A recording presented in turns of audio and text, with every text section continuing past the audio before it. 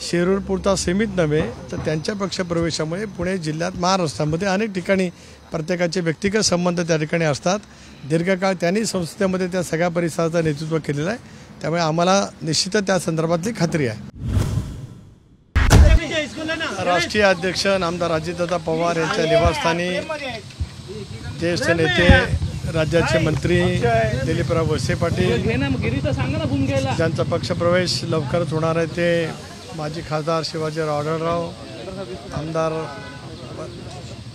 अतुल बेनके, आमदार चेतनजी तुपे, माझे ज्येष्ठ सहकारी ज्येष्ठ आमदार दिलीपराव मोहिते आणि काही पदाधिकाऱ्यांची आमची त्या ठिकाणी बैठक झाली आणि 26 तारखेला संध्याकाळी फार मोठा पक्षप्रवेशाचा सोहळा शिवाजीराव आढळराव पाटील आणि त्यांचे सर्व सहकाऱ्यांचा राष्ट्रवादी काँग्रेस पक्षामध्ये करण्याचा आम्ही त्या ठिकाणी निश्चित केलेला आहे। शिरूर लोकसभा मतदारसंघातून त्यांची उमेदवारी निश्चित झाली आहे का? शिरूर लोकसभा मतदारसंघातून उमेदवारी निश्चित झाली। एक असं आहे की महायुतीच्या जागा वाटपांची चर्चा अंतिम टप्प्यामध्ये त्या ठिकाणी आहे। परवाच्या दिवशीच माननीय मुख्यमंत्री महोदयांच्या जवळ बसलो होतो, दोन्ही उपमुख्यमंत्री होते, चंद्रशेखरजी बावनकुळे त्या ठिकाणी होते। आजच संध्याकाळी या जागांच्या वाटपांच्यावरती शिक्कामोर्तब त्या ठिकाणी होईल आणि त्याच्यामुळेच ज्या अर्थी एका ज्येष्ठ सहकाऱ्यांचा दीर्घकाळ लोकसभेमध्ये अतिशय उत्तम पद्धतीने काम करणाऱ्या शिवाजीरावांचा राष्ट्रवादी काँग्रेस पक्षामध्ये प्रवेश आहे, याचा अर्थ आपण त्याच्यातनं अनिवार्यता काढू शकता।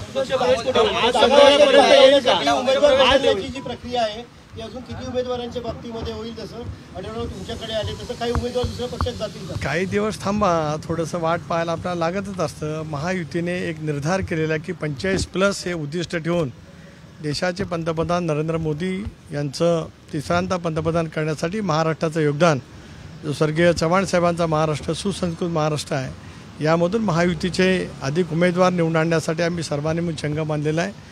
माननीय मुख्यमंत्री एकनाथराव शिंदे, देवेंद्रजी, अजितदादा यांच्या नेतृत्वाखाली आणि आमचे सर्व 9-10 घटक पक्ष आता या निवडणुकीच्या प्रक्रियेला आम्ही ताकदीने त्या ठिकाणी उतरलेले आहोत।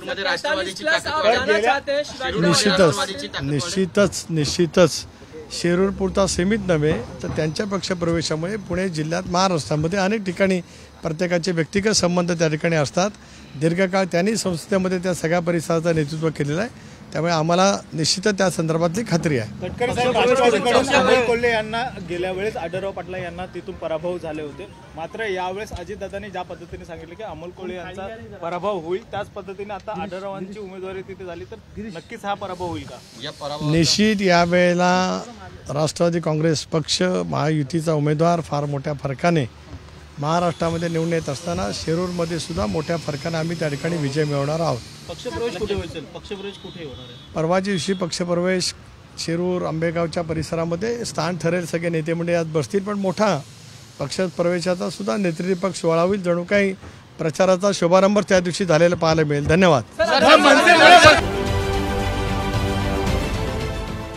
देश विदेशातील प्रत्येक घडामोडींचे लाईव्ह अपडेट मिळवण्यासाठी आता साम टीव्हीच्या सर्व सोशल मीडिया प्लॅटफॉर्मला लाईक, फॉलो आणि सबस्क्राईब करा।